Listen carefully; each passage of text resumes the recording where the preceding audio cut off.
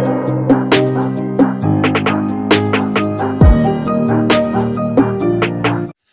नमस्कार, मैं अतुल ठाकुर आप सभी का एक बार फिर से अपने चैनल में हार्दिक स्वागत करता हूं। आज की इस वीडियो में हम हिंदी साहित्य में संस्कृत कवि दंडी से संबंधित जो है थ्योरेटिकली जो भी प्रश्न बनते हैं सभी को हम इस वीडियो के माध्यम से कवर करेंगे और साथ में ही जो है इसके वस्तुनिष्ठ प्रश्नोत्तरी यानी प्रश्न जो बनते हैं इससे उसको भी हम जो है कवर करेंगे। वीडियो को शुरू करने से पहले मैं आपकी जानकारी के लिए बता दूं कि हमने जो है इससे पहले भी 4 वीडियो बना चुके हैं हम, जो कि जिसमें कि रहते हैं पहले तो कवि भास के ऊपर हम चर्चा कर चुके हैं, उसके बाद कवि कालिदास और उसके बाद कवि भारवी और उसके बाद जो हमने टॉपिक बनाया था वो था हमारा जो कवि माघ। लेकिन आज हम संस्कृत कवियों में कवि दंडी के बारे में जो है चर्चा करने जा रहे हैं। तमाम प्रश्नों को हम इस वीडियो के माध्यम से कवर करेंगे। तो चलिए शुरू करते हैं आज की इस वीडियो को। दंडी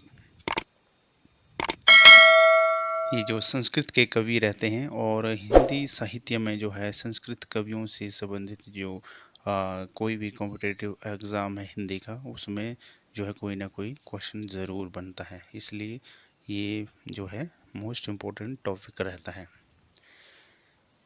चलिए शुरू करते हैं वीडियो को। कवि दंडी। दंडी का समय 6ठी शताब्दी का मध्यकाल माना जाता है। डॉक्टर बेल वेलकर ने दंडी का समय 7वीं शताब्दी का उत्तरार्ध माना है, किंतु शैली के अध्ययन से बाण के पूर्ववर्ती प्रतीत होते हैं, क्योंकि बाण के समान इनकी शैली में श्लेष और वक्रोक्ति जैसे अलंकारों का प्रयोग नहीं मिलता। सबसे पहला प्रश्न तो यहाँ पे ये बनता है, डॉक्टर बेल ने दंडी का समय कितना जो है माना है, तो 7वीं शताब्दी का उत्तरार्ध जो है माना है। और वैसे तो दंडी का समय कितना है, दंडी का समय जो है 6ठी शताब्दी का मध्यकाल माना जाता है वैसे तो, लेकिन बेल वेलकर के अनुसार जो है 7वीं शताब्दी को का उत्तरार्ध जो है माना जाता है। और जो शैली के अध्ययन के आधार पर जो है ये कैसे जो है प्रतीत होते हैं, पूर्ववर्ती, किसके, बाण के पूर्ववर्ती जो है प्रतीत होते हैं। बाण कौन, बाण भट्ट के कवि जो है उनके पूर्ववर्ती जो है प्रतीत होते हैं। कौन, कवि दंडी। क्यों होते हैं, क्योंकि बाण के समान ही इनकी शैली में श्लेष और वक्रोक्ति जैसे अलंकारों का प्रयोग जो है नहीं मिलता इनमें। आगे चलते हैं। दंडी ने काव्यदर्श, दश कुमार चरित और आवंती सुंदरी कथा नामक 3 ग्रंथों की रचना की है। वेरी इंपॉर्टेंट क्वेश्चन बनते हैं यहाँ से कि दंडी ने कौन कौन सी जो है रचनाएं रचनाएं लिखी है। तो पहला तो है काव्यदर्श, दूसरा है दश कुमार चरित और तीसरा है आवंती सुंदरी कथा नामक जो है क्या है, ये ग्रंथ है, ग्रंथों की जो है रचना की है। तो दंडी का वास्तविक नाम तो अज्ञात है, लेकिन दंडी उनकी उपाधि है। इनके पिता का नाम वीरदत्त और माता का नाम गौरी था। और यहाँ पे वेरी इंपॉर्टेंट क्वेश्चन बनता है कि दंडी का वास्तविक नाम तो यहाँ पे अज्ञात है, लेकिन इनके पिता का क्या नाम था, तो पिता का नाम था इनका वीरदत्त। और माता का क्या नाम है, माता का नाम है गौरी था, गौरी। पिता का नाम वीरदत्त और माता का नाम गौरी। आगे चलते हैं। काव्यदर्श अलंकार शास्त्र का ग्रंथ, दश कुमार चरित और अवंती सुंदरी कथा गद्य काव्य है। वेरी इंपॉर्टेंट यहाँ से भी बनता है क्वेश्चन कि काव्यदर्श जो है रचना ग्रंथ है इनका, कवि दंडी जी का, ये कैसा ग्रंथ है, इस तरह का प्रश्न बन सकता है। तो अलंकार शास्त्र का ग्रंथ है ये यह। अगले जो प्रश्न बनता है यहाँ से कि दश कुमार चरित और अवंती सुंदरी कथा जो है किस प्रकार का है यह काव्य, और यह जो है गद्य काव्य है। आगे चलते हैं। दश कुमार चरितम एक उत्कृष्ट कथा है। इसके 3 भाग है, पूर्व पीठिका, दश कुमार चरित तथा उत्तर पीठिका। अधिकांश विद्वानों का मानना है कि इनमें दश कुमार चरित ही आचार्य दंडी की रचना है, जिसमें कुल 8 उच्छ्वास हैं। किथ महोदय के अनुसार इस कथा ग्रंथ का आधार गुणाढ्यकृत वृहत कथा है। यहाँ से भी प्रश्न बनता है कि दश कुमार चरितम किस प्रकार की कथा है, तो यह उत्कृष्ट ग्रंथ कथा है। और इसके कितने भाग हैं, किसके, दश कुमार चरितम के जो है कितने भाग हैं, इस तरह का प्रश्न बन सकता है। तो इसके जो है 3 भाग हैं। कितने हैं? 3 भाग हैं। कौन कौन से हैं? पूर्व पीठिका, दश कुमार चरितम या दश कुमार चरित, और तीसरा है उत्तर पीठिका। और जिसमें जो है उच्छ्वासों की संख्या जो पूछी जाती है तो कितने हैं, तो इसमें 8 उच्छ्वास है, कुल 8 उच्छ्वास। और इस ग्रंथ का आधार यानी कि दश कुमार चरितम जो है, इस ग्रंथ का आधार किसको माना जाता है? बृहत कथा को माना जाता है। ये तमाम जो है इम्पोर्टेंट फैक्ट्स बीच बीच में निकल कर आते हैं, जो कि बहुत ज़रूरी है प्रतियोगिता परीक्षा के लिहाज से। और आगे चलते हैं हम। दश कुमार चरितम में नाम के अनुसार ही 10 राजाओं के पर्यटन, अनुभव तथा विचार आदि साहसिक कार्यों के माध्यम से सामान्य जीवन की कथाओं और समाज की दूषित दशा का चित्रण किया गया है। वेरी इंपॉर्टेंट है यहाँ पे कि 10 कुमार चरितम जो है 10 कुमार चरितम जो रचना रहती है, इसके अनुसार कितने राजाओं का जिक्र किया गया है, तो यहाँ पे 10 राजाओं का जिक्र किया गया है, राजकुमारों का जिक्र किया गया है। किसमें? दश कुमार चरितम में। नाम से ही पता लग रहा है, दश यानी कि 10 और कुमार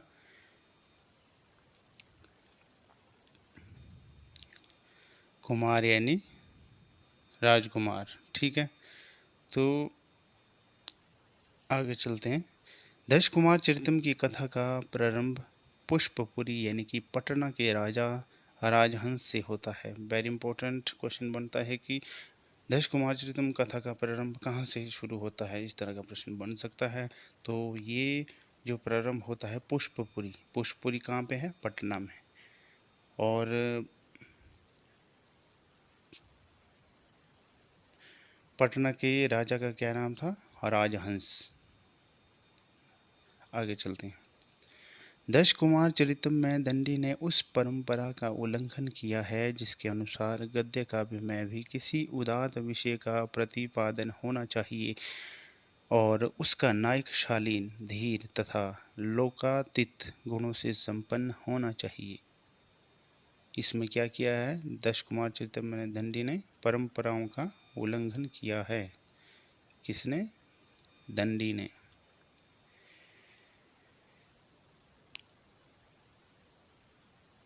आगे चलते हैं। दश कुमार चरितम में दंडी ने समकालीन समाज के निम्न स्तर का मान, मद, मोह, मत्सर, भययुक्त जनजीवन का चित्रण किया है।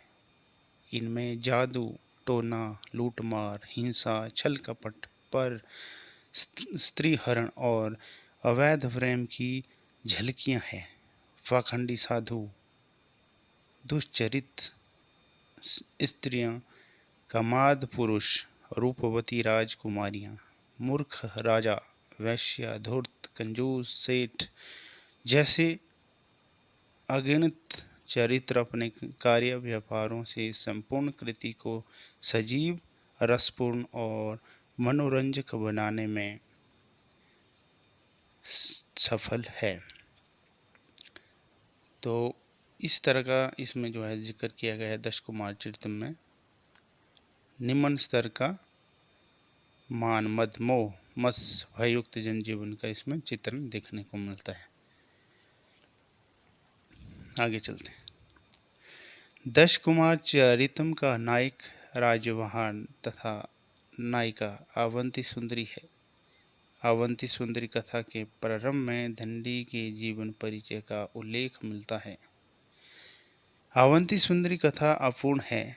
सर्वसम्मति से उसे दंडी की रचना नहीं माना जाता, किंतु कुछ विद्वान जैसे S.R. कवि महोदय से दंडी की ही रचना मानते हैं।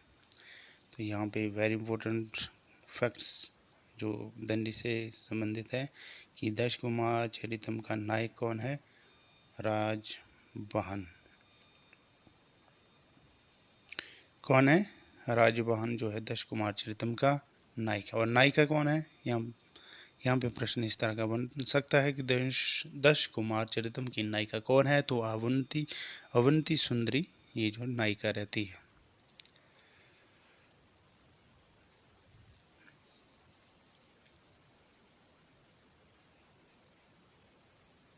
आगे चलते हैं।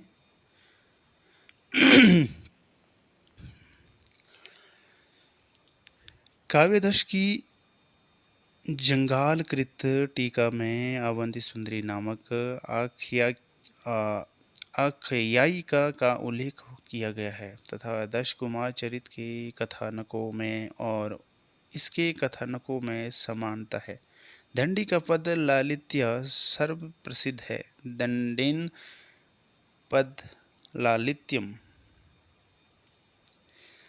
तो यहाँ तक था जो दंडी से संबंधित जो थियोरेटिकली जो भी इसकी जो क्वेश्चन बनते थे। अब हम यहाँ पे करेंगे दंडी के जो वस्तुनिष्ठ प्रश्नोत्तरी, यानी दंडी से संबंधित जो भी तमाम जो हमने पीछे पढ़ा है उससे संबंधित जो भी वस्तुनिष्ठ प्रश्नोत्तरी बनती हैं उसके ऊपर हम जो अब चर्चा करेंगे। तो आज की इस जो दंडी का जो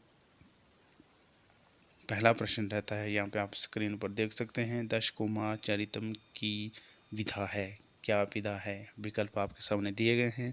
नाटक है, कथा ग्रंथ है, महाकाव्य है या फिर खंडकाव्य है। क्या है? दश कुमार चरितम जो है की विधा है। क्या है दश कुमार चरितम की विधा? तो इसका सही उत्तर होगा विकल्प क्या होगा? पहले ए होगा, बी होगा, सी होगा या फिर डी होगा।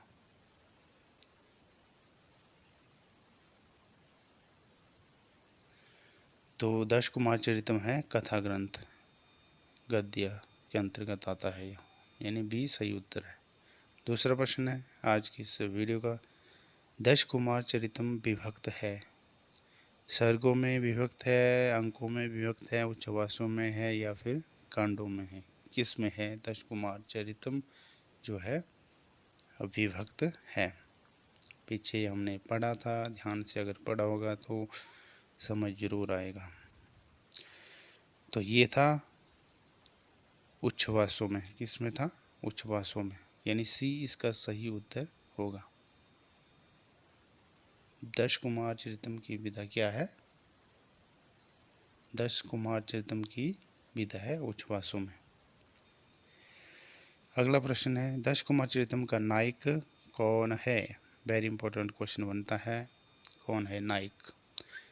सिंधुदत्त, उपहार वर्मा, सोमदत्त या राजवाहन? क्या होगा सही उत्तर? दश कुमार चरितम का नायक कौन है? सिंधुदत्त, उपहार वर्मा, सोमदत्त या फिर राजवाहन? क्या होगा सही उत्तर? तो सही उत्तर होगा राजवाहन, यानी विकल्प नंबर डी सही उत्तर है। नेक्स्ट प्रश्न है दश कुमार चरितम कितने खंडों में विभक्त है? 3, 4, 5 या फिर 6? दश कुमार चरितम कितने खंडों में विभक्त है? तो सही उत्तर है 3, यानी कि एक करेक्ट आंसर होगा। अगला प्रश्न है दश कुमार चरितम की नायिका कौन है? उर्वशी, अवंती सुंदरी, तिलोत्तमा, कादम्बरी? क्या होगा सही उत्तर? दश कुमार चरितम की नायिका कौन है? ए, बी, सी या फिर डी? तो करेक्ट आंसर होगा विकल्प नंबर बी, अवंती सुंदरी इसकी जो नायिका है। दश कुमार चरितम में किस रस की प्रधानता है? वेरी इंपॉर्टेंट प्रश्न बनता है यहाँ से कि किसकी प्रधानता इसमें? वीर रस की, करुण रस की, श्रृंगार रस की या फिर शांत रस की? दश कुमार चरितम में किस रस की प्रधानता है? तो सही उत्तर होगा इसमें श्रृंगार रस की, यानी विकल्प सी इसका करेक्ट आंसर होगा। अगला प्रश्न है दंडी की सर्वाधिक प्रसिद्धि है किस में है? अर्थ गौरव में है, प्रकृति चित्रण में है, अलंकार योजना में है या फिर पद लालित्य में है? सही उत्तर क्या होगा? दंडी की सर्वाधिक प्रसिद्धि है किस में है? ए में है, बी में है, सी में है या फिर डी में? तो करेक्ट आंसर होगा इसका पद लालित्य में है दंडी की जो है सर्वाधिक प्रसिद्धि है। तो विकल्प नंबर डी करेक्ट आंसर होगा। अगला प्रश्न है, दश कुमार चरितम का आधार ग्रंथ है? बृहत कथा है, महाभारत है, पद्म पुराण है या फिर रामायण है? दश कुमार चरितम का आधार ग्रंथ है, क्या है? ए है, बी है, सी है या फिर डी है? तो करेक्ट आंसर होगा इसमें विकल्प नंबर जो रहता है बृहत कथा रहता है, यानी ए इसका करेक्ट आंसर होगा।